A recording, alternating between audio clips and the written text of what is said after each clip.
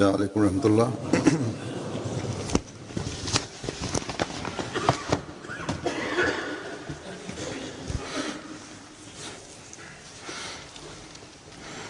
أشهد أن لا إله إلا الله وحده لا شريك له وأشهد أن محمدًا عبده ورسوله أما بعد فأعوذ بالله من الشيطان الرجيم بسم الله الرحمن الرحيم الحمد لله رب العالمين الرحمن الرحيم مالك يوم الدين إياك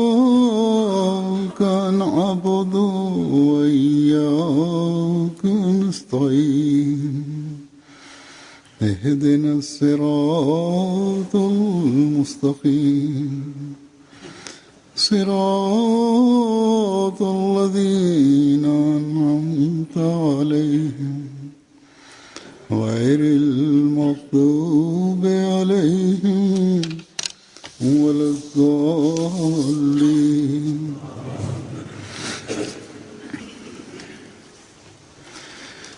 आजकल हम जिस इस्लामी महीने से गुजर रहे हैं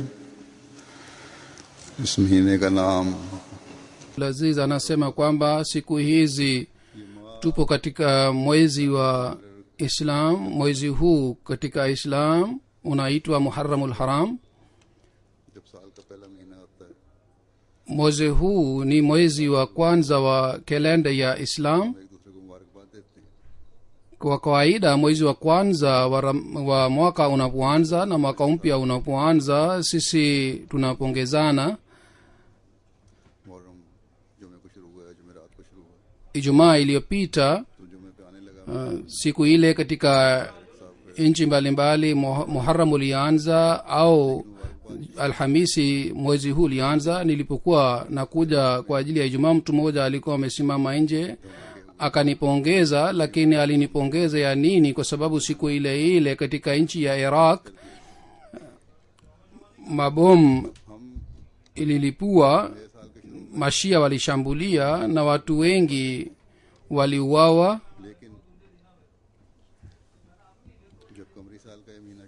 Sisi mwaka mpya unapoanza tunapongezana na, lakini mwezi huu wa Islam unapoanza, Waislamu ambao wanapenda umma wanakuwa na hofu sana. Na hii hali kwa sababu gani inapatikana? Kama nilivyosema kwamba bomu inalipua na watu wanauawa.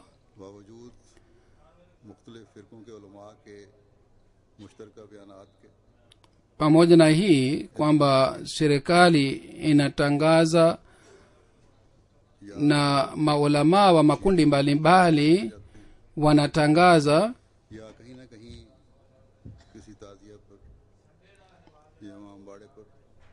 Shia na Sunni wanaanza kupigana, au katika msikiti wa Shia kutoka kwa makundi mengine au kutoka kwa watu wenye shari, shambulio linafanywa na Waislamu kwa kuchezewa na watu wasiokuwa Waislamu. Wanashambulia katika misikiti ya Mashia na hivi watu wengi wanakufa. Na wapo wengine ambao hawana malengo ya dini au shabaha ya dini, wala hawana ihtilafu ya dini, bali wana shabaha yao ni siasa. Na kwa sababu ya hii wanataka kuangusha serikali. जो मगरबी ममालिक में तो कल है, Kwa kawaida siku 10 ya Muharram inakuwa hatari sana, आज है, शायद पाकिस्तान में और कुछ मुल्कों में भी हो। na hapa tarehe 10 ya Muharram ni kesho, na hapa hakuna hatari, na labda katika Pakistan nchi nyingine itakuwa baadaye kesho kutwa. Lakini baadhi ya wakati katika siku hii dhulma inatendeka sana, inafanywa sana. कोई इराक में हमला किया गया शियों को,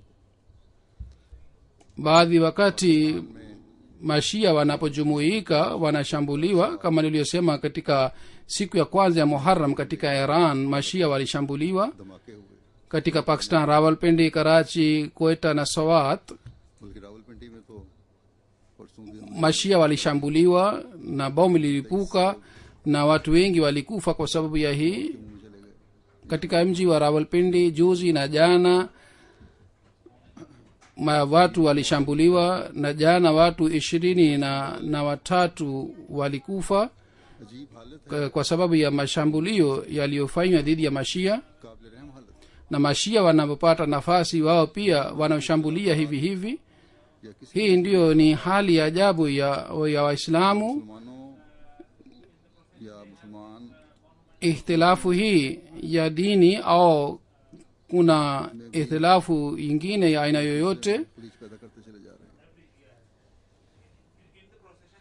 या बाज मुल्क hii inaendelea kuleta mafarakano baina ya Waislamu. अकलियती फिरके की हुकूमत है, तो अक्सरियती फिरका शदीद रद्द-ए-अमल दिखा Au kuna nchi zingine ndani ya ile nchi kundi ambalo ni katika idadi ndogo inatawala, na kwa sababu ya hii kundi lingine inatia fitina katika ile nchi.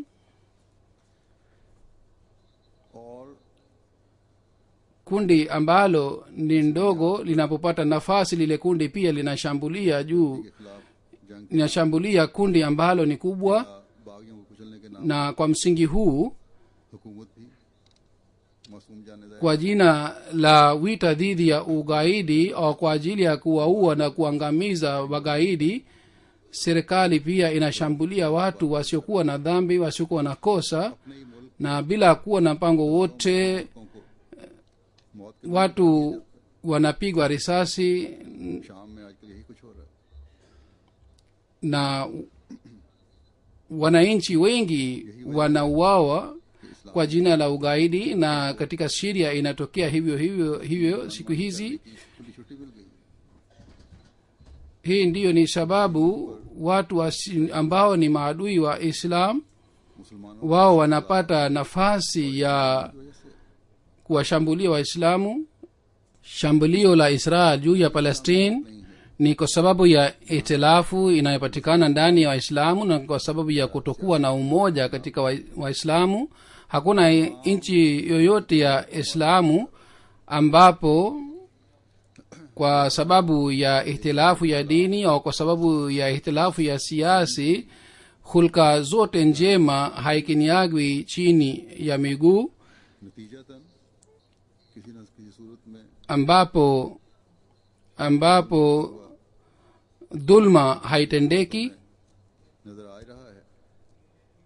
बैरूनी इस्लामी कुव्वतें भी इस वजह से इसके नतीजे में Sisi tunaona kwamba dhulma inatendeka dhidi ya Waislamu wenyewe, आज के मुसलमानों को अकल na kwa sababu ya ihtilafu hii nchi zingine za Waislamu pia inaendelea तारीख ku हम इनके मतलब क्या kuwakaza Waislamu. Lao Waislamu wangekuwa pamoja na wangeelewa historia ya wazee wao, historia inatufundisha nini.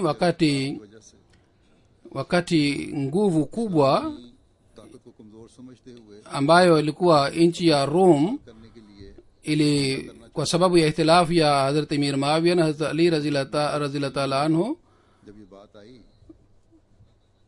ilitaka kushambulia कि हमारे हमारे आपस के इख्तिलाफ hadrat amir muawia alipojua kwamba wanataka kushambulia, मुसलमानों पर हमला, hadrat amir muawia alituma ujumbe अगर हमला किया kwa yule mfalme kwamba kwa kupata faida kwa sababu ya ihtilafu yetu usijaribu तुम्हारे खिलाफ kutushambulia au kitushambulia, mimi अमल था nitakuwa jernal wa kwanza kutoka kwa hadrat ali ambaye atapambana nawe.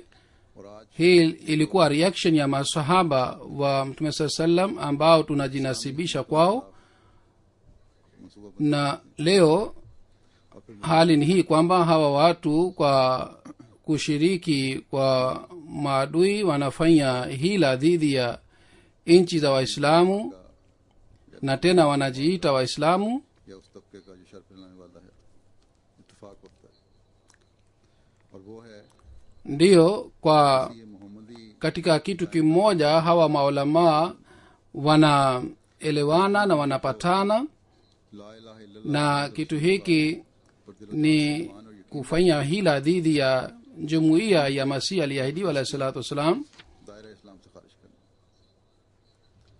wahmadia ambao wana imani juu ya la ilaha illallah muhammadur rasulullah, कि जिस नबी का कलमा hawa wanajumuika pamoja ili kwa ajili ya kuwafukuza wahmadia katika islam. hawa watu hawana haufu करने का दावा करते हैं, kwamba shahada ya nabii wanayosema जरा भी परवाह नहीं करते, na kwa ajili ya yule nabii wanadai kuko tayari kutoa nafsi zao. wao wazingatie kauli na amri ya mtume muhammad sallallahu alaihi wa alihi wasallam. alisema nini? Je, mtume saa salam alisema kauli ile kwa ajili ya sahabi moja? Hapana, bali ilikuwa amri kwa ajili ya waislamu wote, kwamba je, ulipasua mioyo ya watu kwamba wanasoma shahada kwa moyo au wanasoma kwa juu juu kwa sababu ya haufu? अपने नाम नेहाद इल्म के lao waislamu wangeelewa, na wale wanaojiita maulama kwa sababu ya haufu, na wao watoke nje katika haufu ya elimu yao, और उस जरिए badala ya kuwapoteza watu wa kawaida waweze kuwaambia haki ni nini, na kwa kujinasibisha na जंगों के imamu wa zama hii kwa kuondoa fitina ya kila aina waweze kumaliza na kuondoa ज़मान के dhulma, तरीक़ के मुताबिक na दुश्मन की ताकत को खत्म kwa kufuta na kwa kumaliza हजरत vita सल्लम के झंडे तले लाने वाले बन जाए, na kwa kueneza islam sawa na maagizo sinama alah salatu wassalam, na kwa kufuta nguvu ya maadui waweze kuwaleta watu chini ya bendera ya mtume muhammad saa salam. mimi nilianza kutoa hutuba kuhusu muharram. उन अहमदियों के सामने ये बात आ जाए, sasa hivi nitasoma baadhi ya maandiko ya बेशम imamu wa dhama hii और वो भी ili कोई इल्म नहीं, wahmadia wote wasikie, na wale pia ambao ni wanajumuia wapya na vijana pia ambao hawana elimu, wao pia wasikie kwamba sayyidina alah salatu wassalam namna gani aliwaheshimu wazee na namna gani alitambua daraja ya masahaba mtume saa salam, namna gani alifuta tofauti baina ya shia na sunni, पर जमा करके na namna gani sawa na amri ya mwenyezi mungu इसी तरह गैर जमात aliwajumuisha watu wote katika mkono mmoja, na aliwafundisha namna gani wanaweza kuwa umma mmoja. रहमाओ बैना हूँ na vile vile की तस्वीर maulamaa wasiokuwa hamadia ambao wanasikia hutuba zetu, wao pia wajue kwamba katika zama hii picha halisi ya rohamao bainahum, कब तक मुसलमानों की कमजोरी kwa ajili ya kuwa picha hii mafundisho sahihi ni nini, या फिर दहशतगर्दी कर wao अपने आप को wafikirie kwamba mpaka lini wataendelea kulia kuhusu hali ya waislamu au kwa kufanya ugaidi au kwa kushambulia wengine, कब तक दुश्मन को अपनी बेनतीजा na wataendelea kudai kwamba wanatimiza haki ya kueneza islam. मौके फराहम करते रहेंगे, mpaka lini बस चाहे मुसलमान ममालिक की wataendelea kuwapatia maadui wa islam nafasi ya kushambulia dini tukufu ya islam. Huzur anasema kwamba इस्लाम दुश्मन ता amani inayokosekana katika nchi za islamu, iwe hii kwa sababu ya kudhulumiana wenyewe kwa wenyewe और मुसलमानों के au iwe kwa sababu ya dhulma ya wasiokuwa waislamu, अल्लाह ताला की तरफ से आए हुए उस फरिश्तादे के पास जो हजरत सल्लल्लाहु अलैहि kuleta amani na kuleta tena heshima ya waislamu वसल्लम में फैलाने के लिए ipo kwa imamu wa dhama hii ambaye ni ashiki wa mtume muhammad sallallahu alaihi wasallam. जैसा कि मैंने कहा आपके चंद इत्तफाक Na yeye alikuja kwa ajili ya kusambaza ujumbe wa mtume muhammad sallallahu alaihi wasallam duniani kote.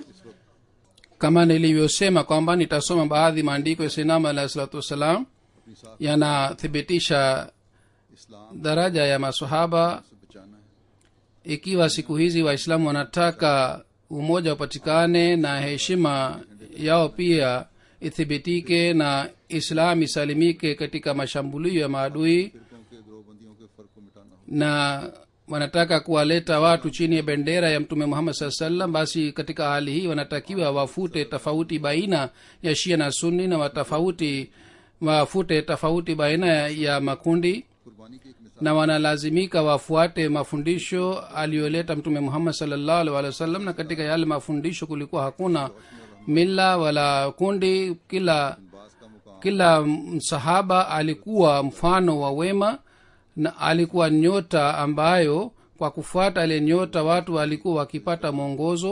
के मुकाम को Lakini masahaba wengine kwa mtume muhammad saa sallam walikuwa na heshima zaidi na daraja zaidi. इसी तरह हजरत उमर का Kwa mfano harat abubakar raziallah taala anhu aliyopata daraja sahabi mwingine hawezi kupata. और हसन का मुकाम है कि दर्जा vile vile harat umar, harat usman na harat ali raziallahu taala anhu हिफ्ज़ मरातब के लिहाज से na harat imam husein, harat imam hasan अगर ये pia walikuwa na sifa na daraja. और ये सब Basi kuna haja ya kuzingatia sifa za masahaba. आखरीन Hali hii itakapopatikana, basi ufisadi kila aina itafutika. और हजरत सल्लल्लाहु अलैहि वसल्लम के हर Kwa ajili ya kufuta tofauti hii katika watu wa akharin, mwenyezi mungu alimtuma sinam alahi salatu wassalam. आप एक जगह फरमाते हैं sinam alahi salatu wassalam kwa kutuonyesha sifa za masahaba alitufundisha heshima ya hawa masahaba. sinam alahi salatu wassalam anasema katika kitabu chake kiitwacho sirul khilafa. रज़ी ताला अन्हु Kitabu hiki ni katika lugha ya Kiarabu. Tafsiri yake ni hivi: mimi nimepewa elimu Abu Bakar raziallahu taala anhu और आपके बारे में alikuwa na heshima आयात नाज़िल zaidi kushinda masahaba wengine wote, na bila shaka alikuwa halifa wa kwanza, na kuhusu yeye aya za uhalifa ilishuka. आप इस्लाम Kisha katika kitabu hiki cha sirul khilafa sinam alahi salatu wassalam anasema, wallahi नबी तो न थे मगर आप Hazrat Abubakar Siddiq raziallahu taala anhu alikuwa adam wa pili wa Islam. खिलाफा में ही Alikuwa si nabii, lakini alikuwa na nguvu ya manabii na sifa za manabii.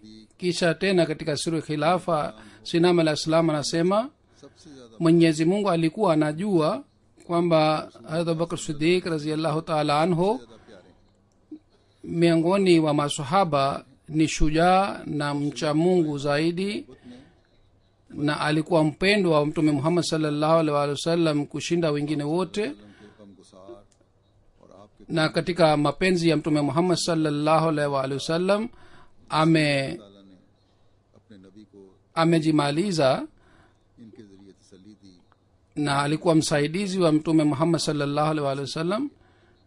ndiyo maana katika hali ya dhiki mwenyezi mungu alimbashiria mtume muhammad saa salam kwa kumpitia harat abubakar sidik raziallah taala anhu, na akawa mpendo wa mtume muhammad sallallahu alaihi wasallam. फिर Na mwenyezi mungu alimpatia lakabu ya sani isnan, na alimuingiza katika watu wake hasa. खलीफा अव्वल ने जो बड़े kisha sinam alah salam anasema wakati wa mtume Muhammad sallallahu alaihi wasallam halifa wa kwanza aliyekuwa mjuzi wa biashara kwa sababu ya kusilimu kwake और पहले Rafiq aliwasaidia waislamu wengi लिखा है कि जब आप तजारत से वापस na alipata sifa hii kwamba aliitwa Siddiq ना पहुंचे थे कि रास्ते na alikuwa rafiki wa mtume saa salam na halifa wa kwanza. Imeandikwa aliporudi kutoka kwa biashara yake na alikuwa bado hajafika Makka, njiani mtu mmoja alikutana naye, alimuuliza niambie habari mpya. Akasema hakuna habari mpya isipokuwa kuna habari moja kwamba rafiki yako amedai kuwa nabii wa Mwenyezi Mungu. Hazrat Abubakar akasema pale pale kwamba kama amedai yeye ni mkweli. खुदा ताला की kisha anasema sinam alah salam कंबल पहन लिया Hazrat Abubakar radhiyallahu ta'ala anhu alitoa mali yake yote katika njia ya Mwenyezi Mungu na mwenyewe alibaki na blanketi moja. सिरे से जिंदा की Lakini Mwenyezi Mungu alimpatia nini kwa sababu ya hii? Kwamba Mwenyezi Mungu alimfanya kuwa mfalme wa Arabuni na kwa mkono wake Islam iliuishwa na रज़ी अल्लाह अन्हो के बारे में Arab ilipata फरमाते हैं ushindi iliyoritadi na alimpatia ile ambayo mtu hawezi kufikiria. में किस कदर बड़ा है Kisha kuhusu Hazrat Umar radhiyallahu ta'ala anhu sinam alah salam anasema कि मुवाफिक je, mnajua sifa za Hazrat Umar radhiyallahu ta'ala anhu ni nini au daraja yake ni kubwa kiasi gani katika maswahaba?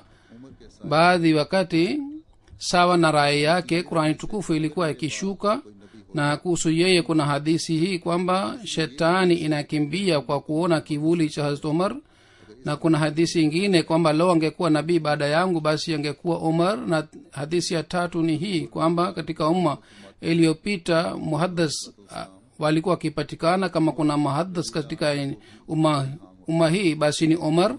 Kisha Sayyidina alayhi salam anasema kuhusu Hazrat Umar radhiyallahu ta'ala anhu kwamba Umar radhiyallahu ta'ala anhu pia alikuwa akipata ufunuo, lakini hakujiona yeye ni mkubwa kwa sababu hii kwamba anapata ilham, काम हजरत सल्लल्लाहु अलैहि वसल्लम को मिल गया था। ये नहीं कि इल्हाम हो गए तुम तो शरीक बनने लग गए, बल्कि na hakutaka और गुलाम kujishirikisha katika wahi ya mtume Muhammad sallallahu alaihi wasallam. Yani si kwamba alipata ilham basi amekuwa sawa sawa na mtume sallallahu alaihi wasallam, bali alijiita kwamba yeye ni mtumwa wa mtume sallallahu alaihi wasallam, हुज्जतुल्लाह में na Mwenyezi Mungu alimpatia kanzu ya uhalifa.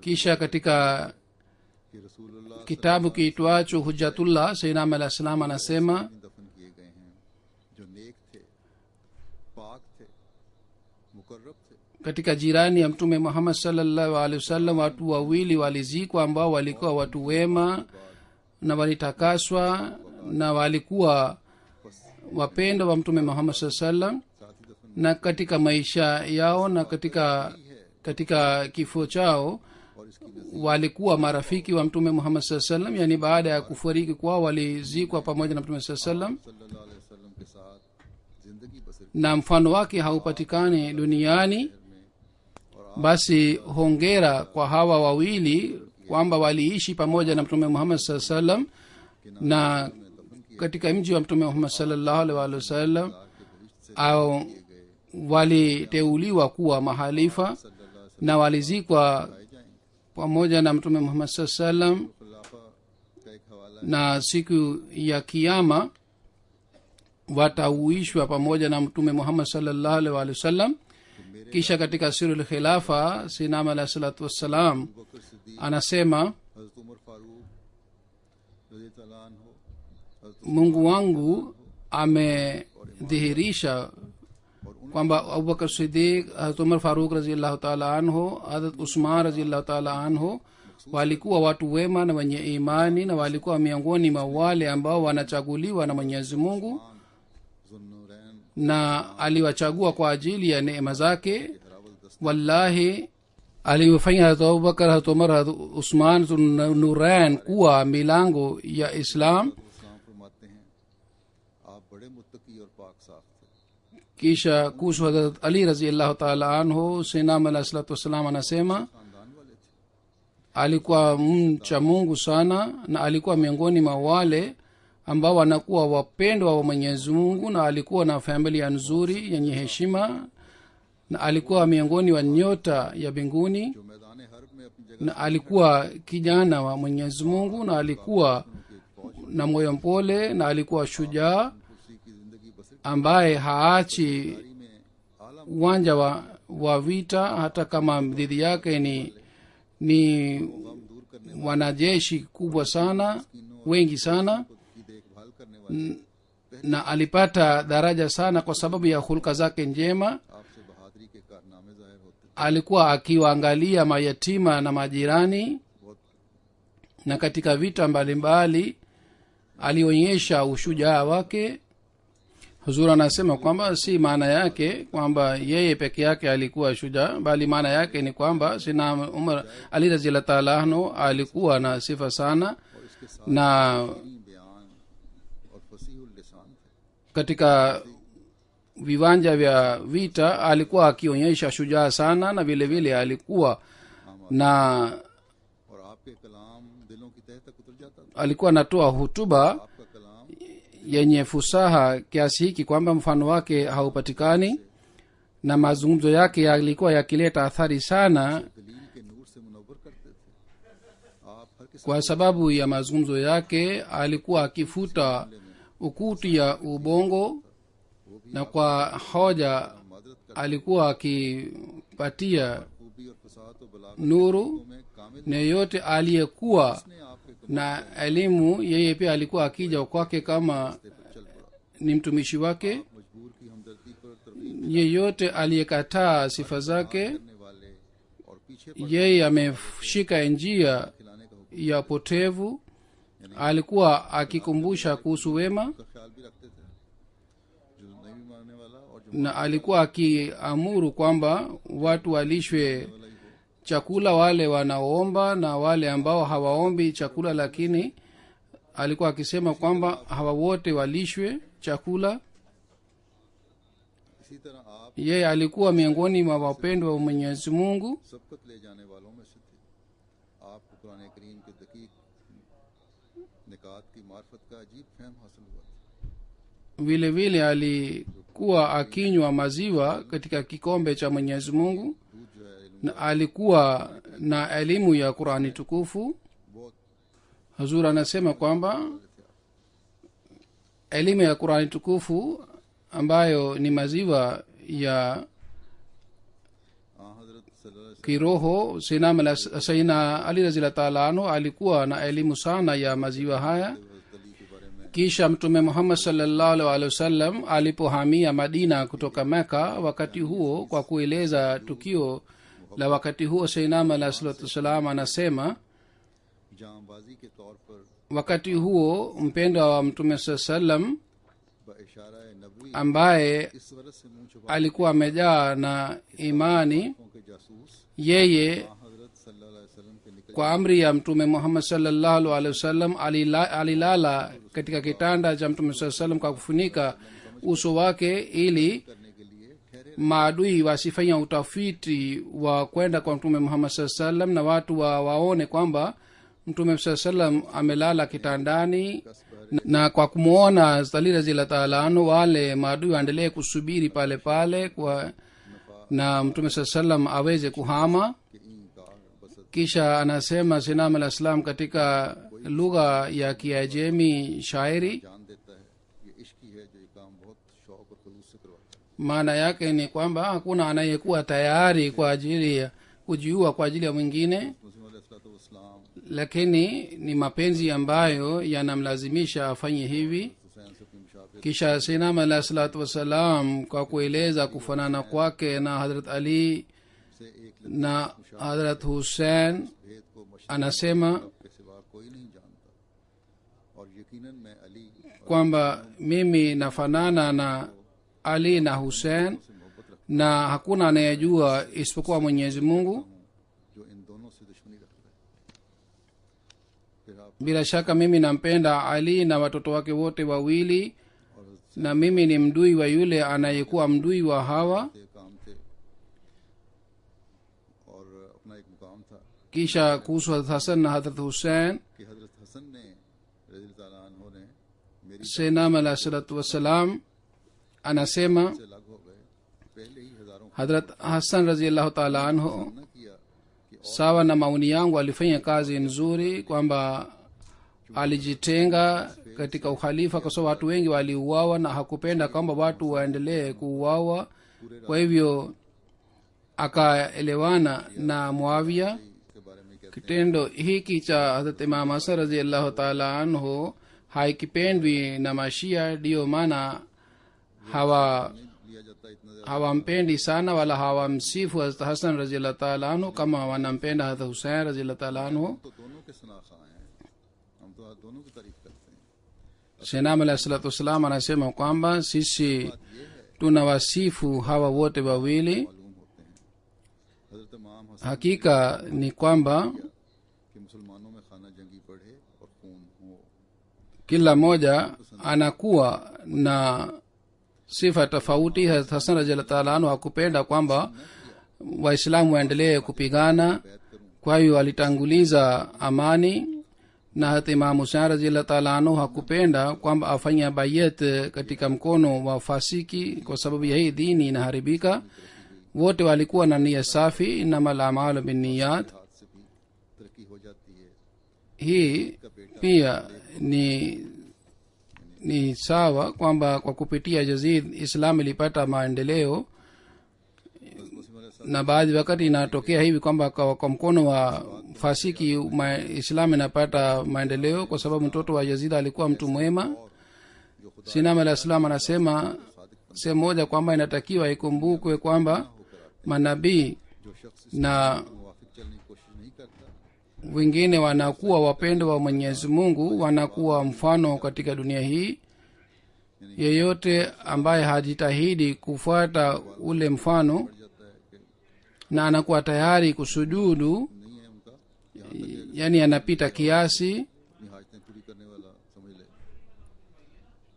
वो कभी खुदा ताला के नजदीक काबिल कदर नहीं है। yani badala ya kufuata anaanza kusujudu. इमाम उससे बेजार होगा। ऐसा ही जो लोग Mtu aina hii hawezi kukubaliwa na Mwenyezi Mungu, bali ataona baada ya kufa kwake yule imam amemchukia. उनकी परस्तिश Hivyo ndivyo wale watu ambao wanapandisha daraja ya Ali na Imam Husain radhiallahu ta'ala anhu kupita kiasi, kana kwamba wana waabudu. Hawapo wafuasi wa Imam Husain radhiallahu ta'ala anhu, na Imam Husain hawezi kuwafurahi hawa watu. अमल असल चीज वही है कि उनके Manabii wanakuwa mfano kwa ajili ya kuwafuata, na kweli ni kwamba bila kuwafuata hakuna kitu chochote. Yani njia nzuri ni kwamba wao wafuatwe. अहमदियों को नसीहत करते हुए Sayyidina alayhi salatu wassalam anasema kwa kuwasihi wa Ahmadiyya, की बात की थी जो kwa sababu Sayyidina alayhi salam alipata taarifa kwamba mwanajumuiya fulani amesema maneno kadhaa kuhusu Hazrat Imam Husain radhiallahu ta'ala anhu, na Sayyidina alayhi salam alikasirika sana na alisihi wa Ahmadiyya kwamba हजरत इमाम nimepata taarifa hii kwamba मुंह पर लाते हैं कि ना watu wengine wanajinasibisha kwamba ni katika jumuiya yangu, से बैत नहीं की, wanasema maneno kadhaa kuhusu Hazrat Imam Husain radhiallahu ta'ala anhu kwamba Hazrat Imam Husain फरमाया hakufanya bayati ya Yazid, alikuwa muasi na Yazid alikuwa katika haki, lanatullahi alal kazibin. मगर साथ इसके में Amesema mimi sitegemei kwamba शिया mfuasi wangu mkweli anaweza kusema maneno haya machafu, lakini pamoja na hii mimi कर लिया napata wazo moyoni mwangu kwamba है, निकालते रहते हैं। Mashia kwa sababu ya matukano yao wamenishirikisha mimi pia, yani wananitukana mimi pia.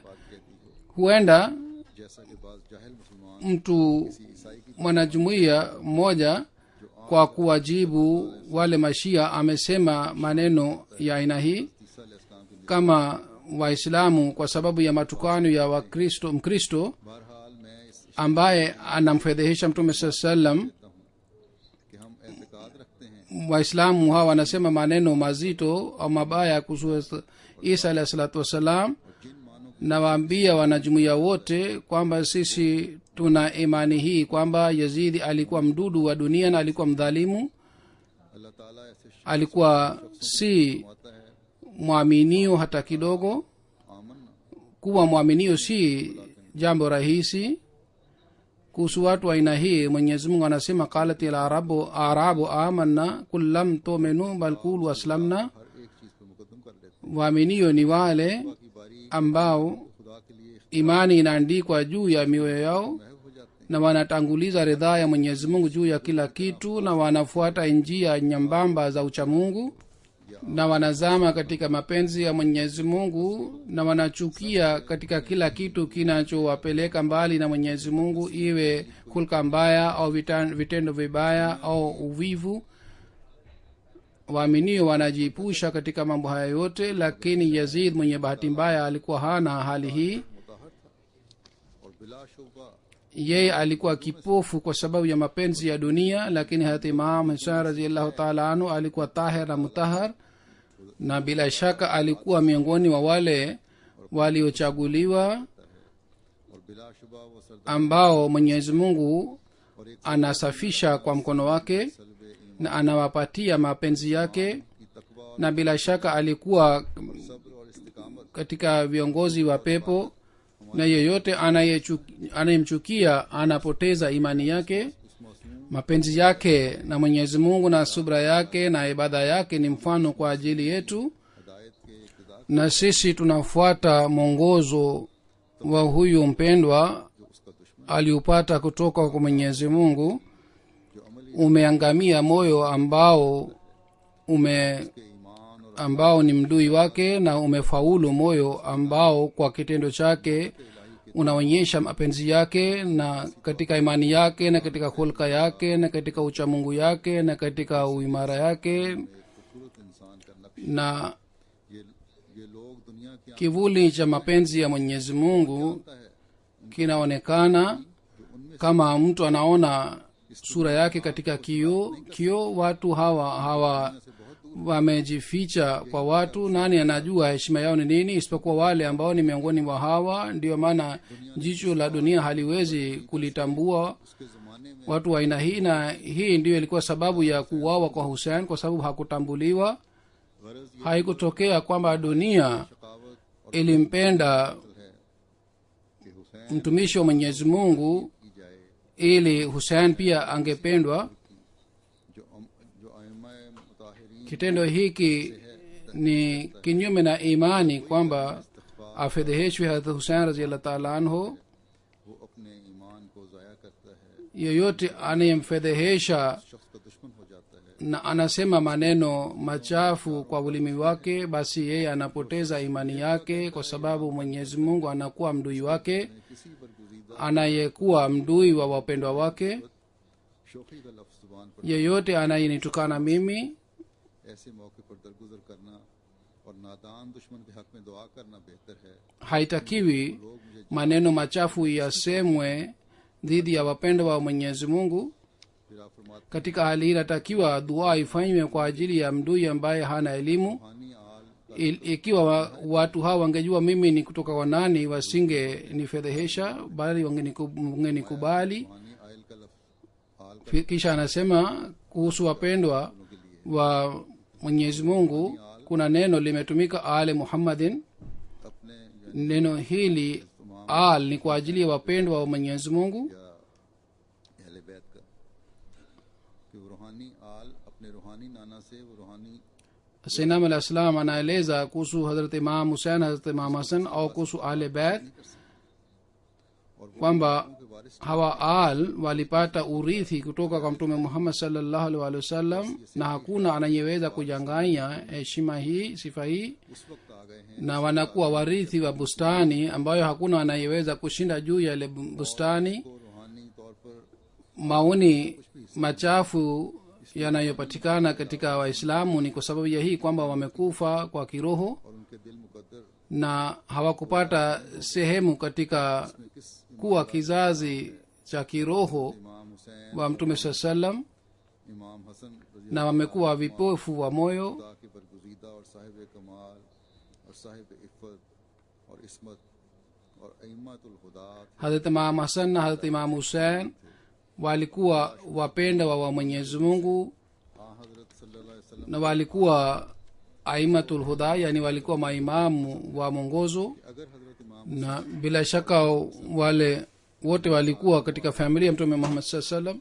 हजरत सल्लल्लाहु kwa hiyo wenye maarifa wana imani hii kwamba ikiwa Hazrat Imam Husain na Imam Hasan radhiallahu anhuma के रूहानी रिश्ते के लिहाज से आसमान पर आल ठहर गए थे, बिला wasingekuwa katika familia ya mtume Muhammad sallallahu alaihi wasallam, माल के वारिस होते hata katika hali hii pia तो क्या रूह wangekuwa katika familia ya mtume sallallahu alaihi wasallam शरीफ से भी साबित है। kwa kiroho upande wa mbinguni, na wangekuwa warithi wa mtume sallallahu alaihi wasallam. अक्लमंद इंसान सोच सकता है katika hadithi na katika Qur'an tukufu inathibitika kwamba होना जाए फख्र inakuwa ujamaa ya kiroho. Sasa mwenye akili anaweza kufikiria kwamba kuwa kwa kiroho katika familia ya mtume Muhammad sallallahu alaihi wasallam ni fahari, au kwa kimwili kuwa katika familia ya mtume Muhammad sallallahu alaihi wasallam ni kitu chenye fahari. होने का मुकाम उससे बहुत बढ़कर है जितना कि जिस्मानी हाल Mtu asione kwamba sisi tunawafedhehesha familia ya mtume Muhammad sallallahu alaihi wasallam. Yani Sayyidina Ali Islam anasema kwamba kuwa familia ya mtume sallallahu kwa kiroho ina daraja kubwa zaidi kuliko kimwili, की शान के लायक सिर्फ जिस्मानी bali sisi होना नहीं।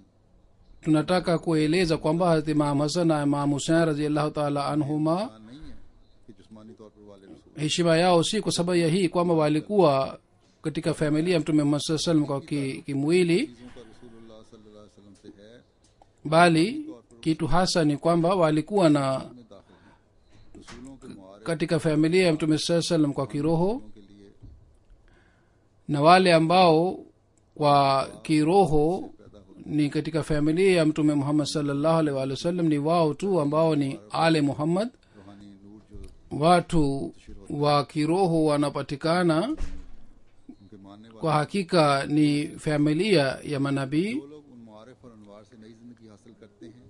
ni kwa sababu ya manabii nuru inayoenea अनवार के जरिए na वही हैं जो रूहानी inaenea miongoni mwa wafuasi wake, बस हर अहमदी हर मुसलमान na wanapata maisha kwa kupitia ile nuru.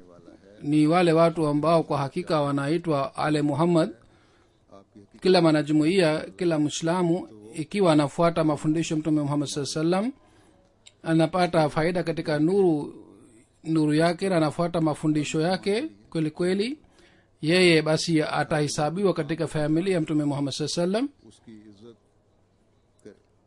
Hii ndiyo ni njia kila Muislamu analazimika kufuata, kwamba kwa kutambua daraja na heshima ya kila nabii aheshimu na कि सब कत्लो गारत करी और जो na waache kuuana wenyewe kwa wenyewe.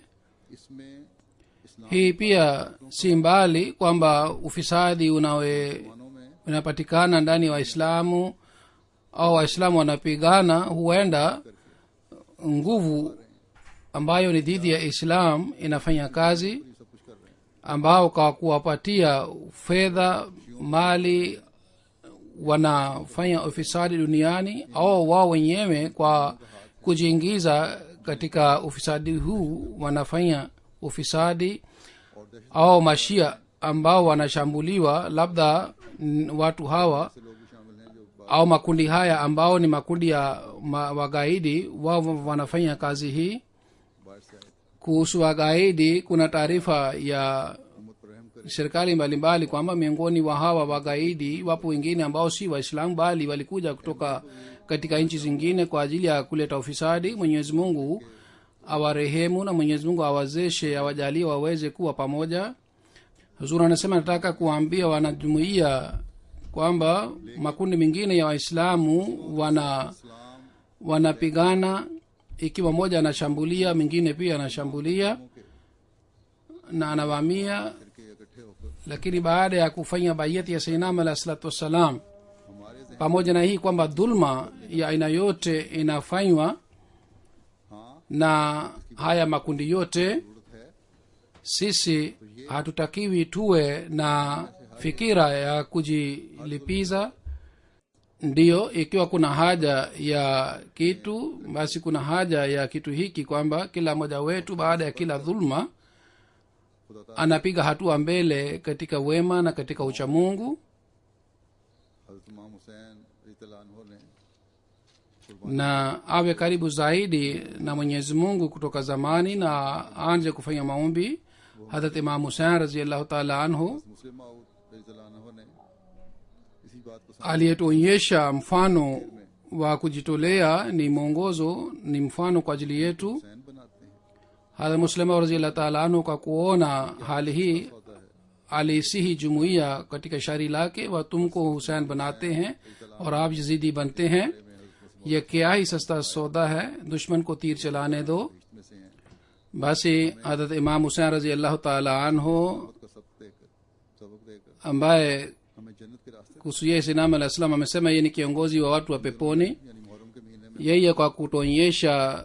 funzo la imara na subra alituonyesha njia ya kuingia peponi वहाँ दुश्मन की शर से katika mwezi wa muharram रब्बे कुल हुसैन खादिमों का रब्बे फाफज मंसूरनी वरहमनी की दुआ भी kila mwanajumuiya afanye maombi kwa ajili yake kwa ajili ya subra vile vile kuhusu maadui pia afanye dua hii kwamba rabbe kullu shain khadimuka rabbe fafadhni wansuni warhamni औज़ुबिका मिन शुरूरिहिम niliwahi kusema kwamba tunatakiwa tufanye dua hii ili tulindwe na maadui allahumma inna naj'aluka fi nuhurihim wa na'udhubika min shururihim hii pia kila mwanajumuiya anatakiwa afanye dua hii sana na kuhusu durushri pia nilisema hivi karibuni na anasema mara kwa mara kwamba tunatakiwa tumsalie mtume saa salam kuna haja sana ya kumsalia mtume saa salam mwenyezi mungu amlinde kila mwanajumuiya फरमाए और हम पर रहम करते हुए na hila zote हर शर anazofanya maadui mwenyezi mungu atunusuri dhidi ya hila zake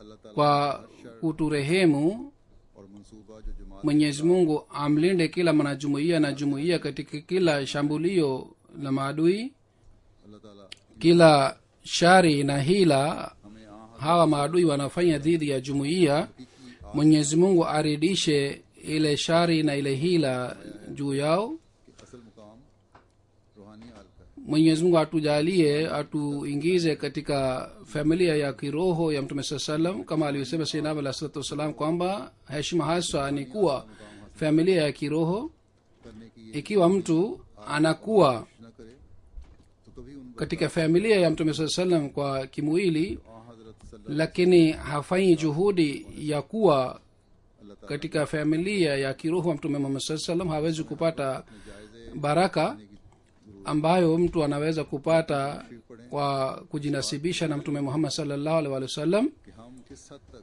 basi kuna haja ya hii kwamba tuendelee kujichunguza wakati wote mnapomsalia mtume salllahu alih walih wasallam kuna haja ya kuchunguza kwamba kiasi gani के इमाम की बैत tunafanya juhudi Quran करीम kwa kupata baraka katika duru sharif hii na namna gani tunafuata mafundisho ya mtume muhammad salllahu alih walih wasallam kiasi gani baada ya kujiunga na imamu wa zama hii tunatanguliza utawala wa qurani tukufu Ahmadiyyat juu ya kila kitu mwenyezi mungu atujalie kwamba kuwakumbuka hawa wazee wa islamu और इन जुल्मों का हिस्सा बनना na dhulma ya maadui wa jumuiya ताला का कुर्ब दिलाने वाला na kushiriki kwa serikali mbalimbali katika dhulma hii लोगों को अहमदियत की आगोश में ituongeze katika ukaribu na mwenyezi mungu यानी हकीकी इस्लाम kujitolea kwetu बात के नज़ारे isababishe kuwaleta watu wenye tabia nzuri katika jumuiya Israel जो कुछ na sisi कर रहा है इसका मैंने पहले भी जिक्र tuweze kushuhudia ushindi wa jumuiya katika maisha yetu मासूम जानों को हर किस्म के जुल्म से बचाए israel yoyote inayofanya dhidi ya palestina कि हम mnatakiwa mufanye maombi sana mwenyezi mungu awasalimishe hao watu katika dhulma पहले हमला किया israel लोग मारे inasema kwamba खुद जब hatuwezi kuishi katika hofu ndiyo maana sisi tumeshambulia vili ya palestine wao wenyewe waliwashambulia na waliwaua watu na wao walipojibu wakasema kwamba sisi hatuwezi kuishi katika hofu और इन मासूम hili ni jambo la ajabu ambalo dunia inafuata na kama niliyosema hii ni kwa sababu ya kwamba waislamu hawana umoja mwenyezi mungu arehemu na mwenyezi mungu awarehemu wenyeji wa palestina na awasalimishe katika dhulma ya kila aina amin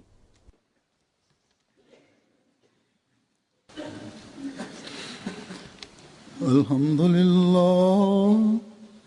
لله نحمده ونستعينه ونستغفره ونؤمن به ونتوكل عليه ونعوذ بالله من شرور أنفسنا ومن سيئات أعمالنا